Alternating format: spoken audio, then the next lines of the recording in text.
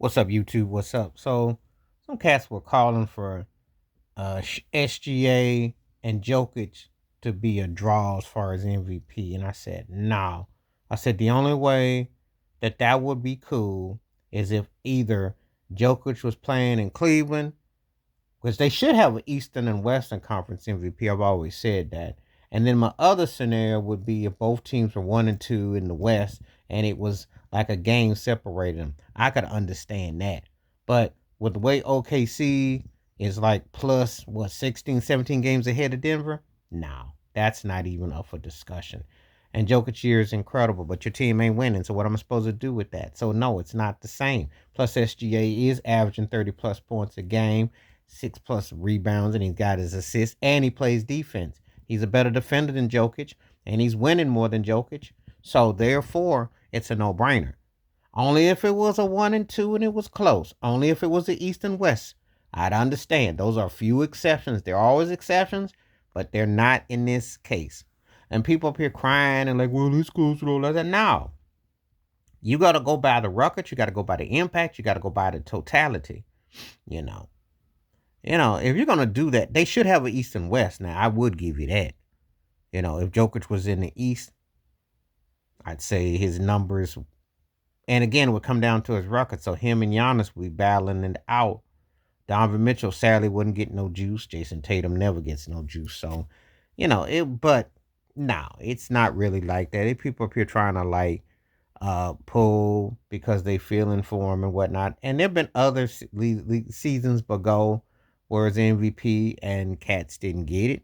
I don't know why SGA cut all these flames. I don't get it. But anyway, I had to address that for me personally because I just thought like, wait a minute, y'all really are saying too much, doing too much about a situation that those are the only case. That's the only way I could see a co MVP in the NBA is if it was really, really that close in the West or it was East and West. Other than that, this ain't that close because, and now maybe if Jokic was having a quadruple, then maybe we could make a debate about that. But your team record, what's going on to the eyeball test, you know, um, it's not really that close to me. It's not something that I sense there and I sit there and I go, oh yeah, no, no. If anything, it says SGA's MVP says he got robbed last year. You know, should have probably 2 MVPs. You know, but the bottom line is we're not even going to debate all that because it's about how it all once the postseason starts. Once we get to the next part, that's the part that's going to matter most. Not some token awards or what have you. But people really getting all in their feelings about it, and they're getting all deep about it.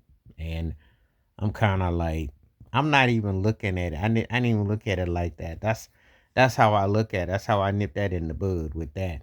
I think Jokic is probably the best player going overall, but you got to win.